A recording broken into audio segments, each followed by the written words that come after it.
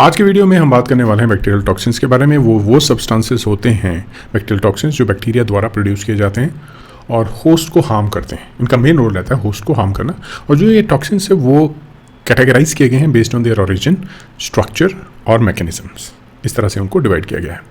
और टॉक्सिन्स को पढ़ना बहुत इंपॉर्टेंट है। माइक्रोबायोलॉजी आस्पेक्ट से भी, मेडिसिन आस्पेक्ट से भी और पब्लिक हेल्थ आस्पेक्ट से भी टॉक्सिन्स बहुत इंपॉर्टेंट होते हैं। ये बहुत इंपॉर्टेंट रोल प्ले करते हैं इन इन्फेक्शन प्रोसेस।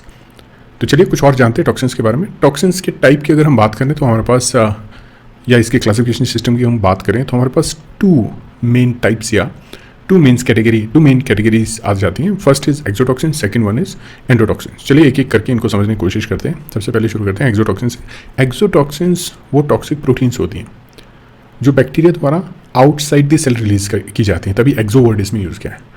और ग्राम पॉजिटिव बैक्टीरिया हो, ग्राम नेगेटिव बैक्टीरिया दोनों प्रोड्यूस करते हैं। ग्राम पॉजिटिव ज़्यादा जो है ये प्रोटीन प्रोड्यूस करते हैं। नेक्स्ट इसमें पॉइंट आता है कि ये हाईली पोटेंट प्रोटीन्स होती है और काफ़ी डैमेज जो है इनकी वजह से बॉडी में हो सकता है। बहुत ही लो कॉन्सेंट्रेशन पे ये काम करते हैं। अब इनकी प्रोडक्शन की बात करें तो प्लाज्मिड मीडिएटेड रहती हैं। इनकी प्रोडक्शन फेजेस से भी ट्रांसफर हो सकते हैं ये from one bacteria to another one. और इन्वायरमेंटल फैक्टर का बहुत इंपॉर्टेंट रोल रहता है इसकी प्रोडक्शन ट्रिगर करने में। और इसका जो मोड ऑफ एक्शन है वो मेनली टारगेट टिश्यू को अफेक्ट करना है। नेक्स्ट हमारे पास इसमें कैटेगरी आ जाती है साइटोटॉक्सिन्स। वो टॉक्सिन प्रोटीन्स होती हैं जो सेल को, होस्ट सेल को बेसिकली लाइज करती हैं। एग्जाम्पल इसमें डिप्थीरिया टॉक्सिन का ले सकते हैं जो कि प्रोड्यूस किया जाता है कॉर्निबैक्टीरियम डिप्थीरी बैक्टीरिया द्वारा।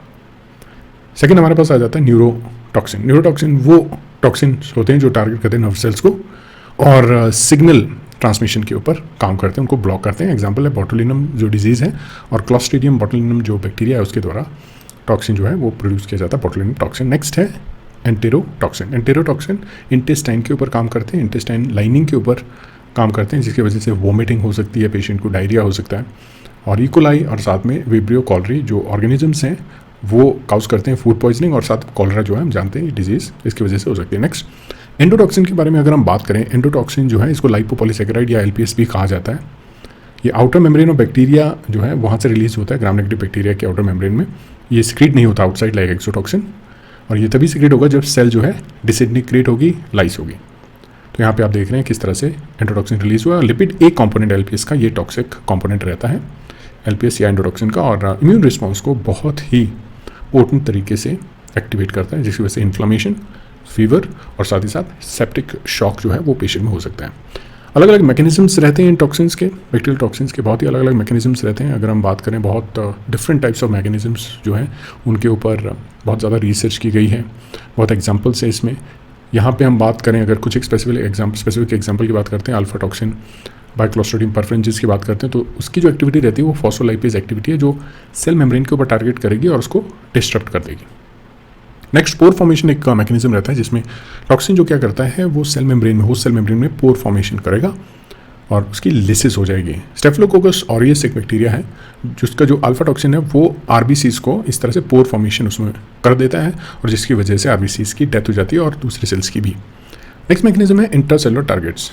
तो टॉक्सिन्स के पास, एक्सोटॉक्सिन्स के पास स्पेसिफिकली ये एबिलिटी होती है वो सेल्स के अंदर जाके जो इंटरनल प्रोसेसेस होती हैं सेल्स की उसको टारगेट करके लाइज कर सकते हैं बहुत सारी सेल्स को। एग्जांपल है कॉलरटॉक्सिन जिसमें जी प्रोटीन्स को टारगेट किया जाता है थ्रू कॉलरटॉक्सिन, और जो वाटर का जो फट सिस्टम है उसके ऊपर मेन फोकस रहता है और इंटेस्टाइन पे इसका इफेक्ट रहता है ऑब्वियसली। नेक्स्ट है सुपर एंटीजन एक्टिविटी। जो सुपर एंटीजन एक्टिविटी है एक्सोटॉक्सिन्स की उसमें क्या होता है कि host cell response hyper activate हो जाता है।